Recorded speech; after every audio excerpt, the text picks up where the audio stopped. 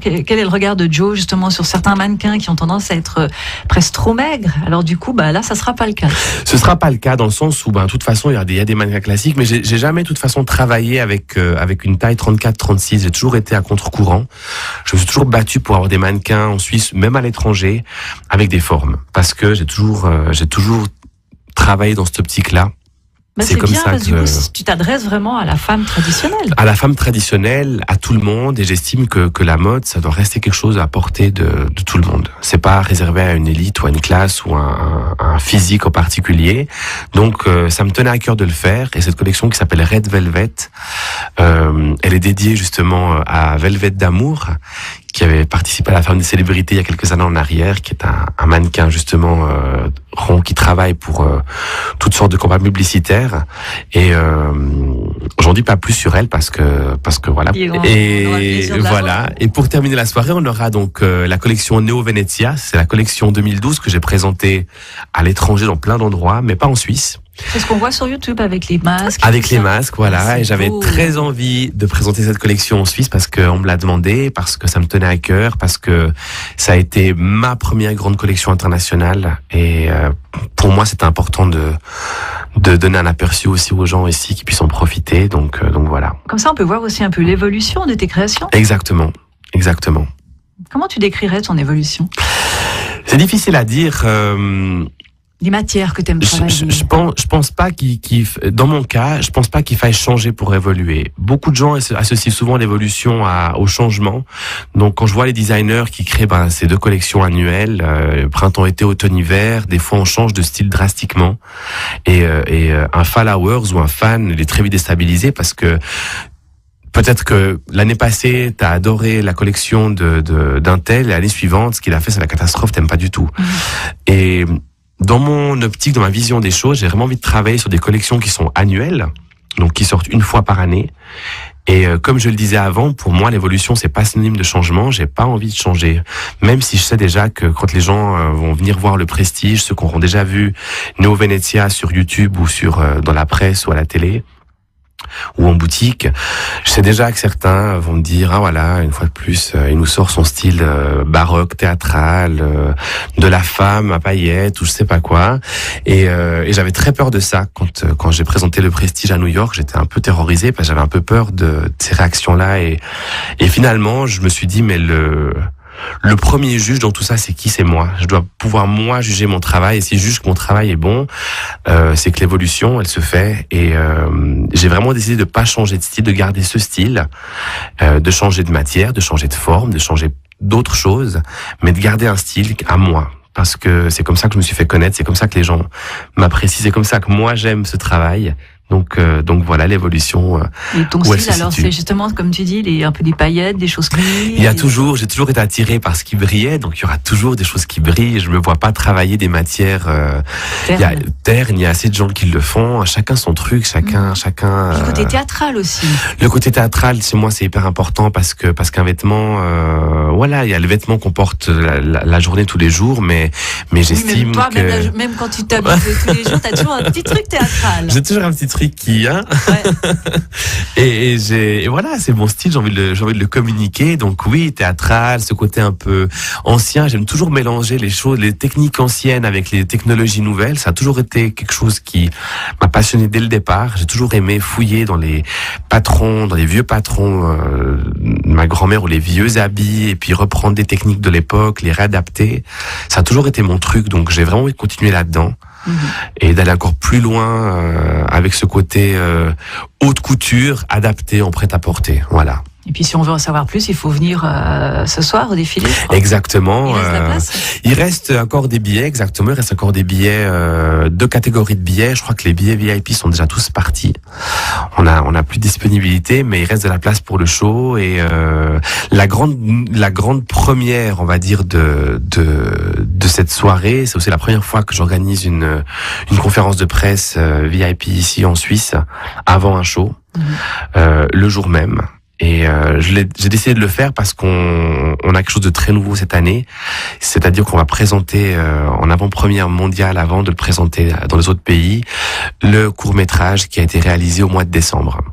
Et j'imagine que tu as plein de questions quand je parle de court-métrage. Je vois à tes yeux et à ton regard que je vais pas te révéler tout ça.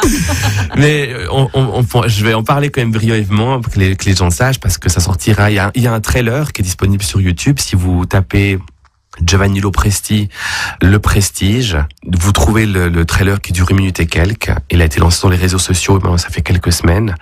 Et la version longue, entre guillemets, qui dure entre 4 et 5 minutes, sera lancée le 30 janvier. C'est un court-métrage qu'on a réalisé avec le réalisateur David Ballesteros, qui est un réalisateur suisse. Ça faisait longtemps que j'avais envie de faire quelque chose. Ça faisait longtemps que j'avais envie de faire quelque chose avec lui. On voulait partir sur un projet sous forme vidéo. On s'est vu après la Fashion Week de New York, on en a parlé et ça s'est fait très rapidement. On a eu la chance d'avoir la structure du Copalace à disposition. C'est un énorme château qui surplombe toute la Riviera montreusienne.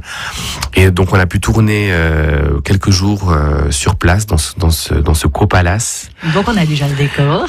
Donc on a déjà le décor, on a la collection Le Prestige qui a donc été adaptée. C'est vraiment un court-métrage qui est dédié aux vêtements et avec une petite histoire très sympa. Et je me réjouis de pouvoir montrer ce résultat et de faire tourner ce film qui va tourner surtout 2014 avec la promo de la collection.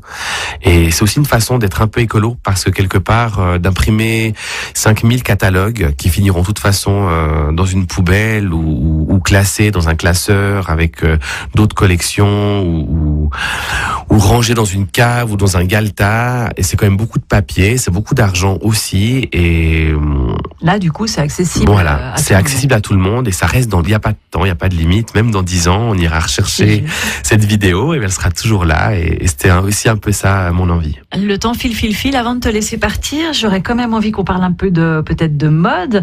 L'inspiration te vient de la femme, des femmes, de l'homme ou comment te vient l'inspiration ? Écoute, je travaille maintenant pour la femme et l'homme de façon assez équilibrée, même si la femme, ça reste de toute façon la part la plus importante de mon travail. Également aussi les enfants, parce que je commence à avoir aussi une vraie demande pour les enfants et les ados. L'inspiration, elle est essentiellement due à mes voyages, aux gens que je connais. Donc t'es à l'extérieur. Voilà. Complètement. C'est vraiment tout ce qui se passe dans mon quotidien. C'est vraiment ça qui fait que tout d'un coup, j'ai des idées. Et c'est des flashs. C'est quand je croise les gens, tout d'un coup, je dis, tiens, elle, je la verrais bien avec quelque chose comme ça. Et je dessine le vêtement. Et c'est comme ça que je compose ces collections. À découvrir donc ce soir. Parlons aussi pour 2014, si vous avez des conseils à donner. Quelles sont les couleurs qu'on devrait mettre ce printemps, cet été? Quels sont les petits accessoires ou comment sera la mode? C'est toujours très difficile parce que finalement, on est dans une période, je constate depuis quelques années, où les gens font un peu comme ils veulent. C'est vrai. Autant les distributeurs que les marques, que les boutiques, il n'y a plus vraiment une tendance. Je me souviens à 10 ans en arrière où il y avait la mode du lilas et tout le monde avec du lilas partout. Et là, non, on est beaucoup plus dans chacun fait un peu sa soupe, chacun fait un peu comme il a envie. Après, il y a quand même une ligne générale, directive. On est dans les couleurs, ce qu'on appelle les couleurs néon cette année et non plus fluo. Du coup, voilà, j'étais très surpris quand j'ai appris ça il y a quelques mois en arrière à Paris, à Première Vision, qui est le salon professionnel pour les créateurs. Les couleurs néon, c'est des couleurs qui sont très pétantes, très flashy, mais sans être fluo. Voilà. On a beaucoup de magenta, beaucoup de dégradés de framboise, de rose, de violet chez les hommes. Avec des couleurs aussi comme l'indigo, des couleurs aussi comme le vert pétrole. On est beaucoup dans des couleurs naturelles. Ça veut dire que tout ce qui est les éléments, le bois, l'eau, l'air, la terre, le feu, on est beaucoup dans ces couleurs-là. C'est des couleurs qui sont très importantes pour 2014 parce qu'on a une vraie envie on le voit aussi dans l'attitude générale des gens qui aiment de plus en plus manger bio, manger sain. Il y a, les vêtements, il y a cette logique qui suit. Il y a un suivi, donc on continue là-dedans et voilà un peu les tendances. Et je pense que le vêtement confortable prime avant tout. Parce qu'on veut des choses confortables et on veut des vêtements réadaptables. Ça veut dire qu'on veut qu'un vêtement dans notre garde-robe puisse durer 2, 3, 4, 5 saisons, qu'on puisse le réadapter, le mélanger, le superposer. On est vraiment dans quelque chose comme ça pour une question aussi économique, pour une question pratique. Et voilà. Merci pour ces conseils, Giovanni. On rappelle qu'on vous découvre donc ce soir à Lausanne, plus précisément à Crissier. À Crissier, donc à la grande salle de spectacle à Chisa. Le show démarre à 20h30, caisse et porte à 19h. Il reste encore quelques places. On vous accueille avec grand plaisir. Bon, il est conseillé de réserver. Vous pouvez téléphoner au 078 819 04 15.